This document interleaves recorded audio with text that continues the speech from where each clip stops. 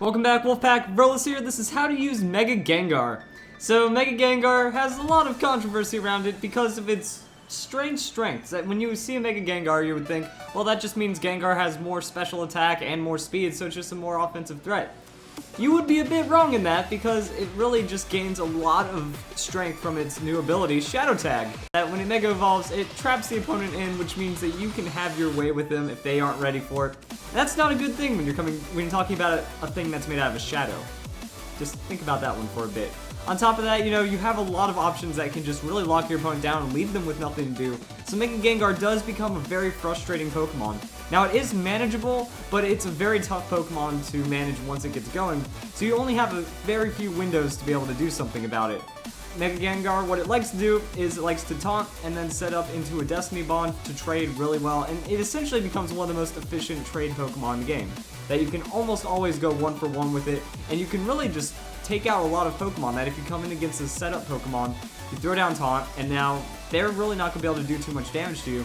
Then you have Sludge Bomb and Focus Blast to just really get a strong hit and knock them out. And then the next Pokemon they bring in, if it can't handle you as well, you have a Destiny Bond with the outspeed potential on Timid Nature.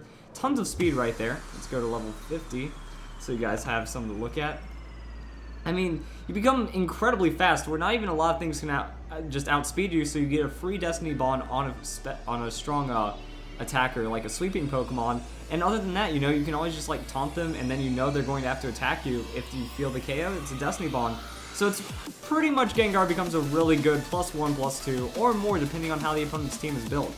The opponent's team is built with a lot of stall aspects that you have a lot of ways to just taunt, take them out, and that's not good. On top of that, Mega Gengar also Perish traps people. That what you do is you bring it in, you set up your Shadow Tag, and you drop that Perish Song. They're not allowed to leave, but you can leave on that last turn. So that's kind of the idea, is on the last turn, you switch out, dick move them, and that's how you win with Mega Gengar.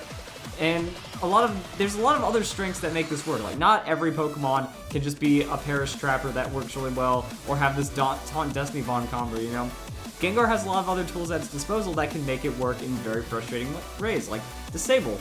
So the ideal thing is that, when you lead, you throw down the Protect just to see what they're going to be using against you that's really strong, and then that means you can disable that. So you're going to outspeed them on the Disable, which means they're wasting a turn right there.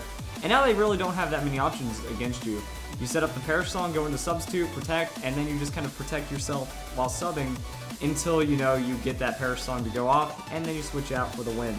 Now, if it is a very kind of setup Pokemon, you can really get good reads on that as well, because if they have Toxic, if they have something like that, you bring in Mega Gengar, and you can absorb a lot of free hits for the free setup that Mega Gengar brings, which is just terrifying and very, very frustrating. That you can work around it, but it's just really clutch that if they get that substitute, if they substitute and you mispredict, or if they get the protection and you are on your last couple turns, you really just feel helpless, and that's one of the reasons why people that it is such a controversial Pokemon. On top of that, you can also just run, all-out offensive Mega Gengar, not be as much of a jerk, but it can also force your opponent into playing differently if they think it's going to be a Destiny Bond Taunter or a Perish Trapper. That while these are the better sets, you still have a lot of offensive strength here. That 439 special attack with almost 400 speed is nothing to laugh at.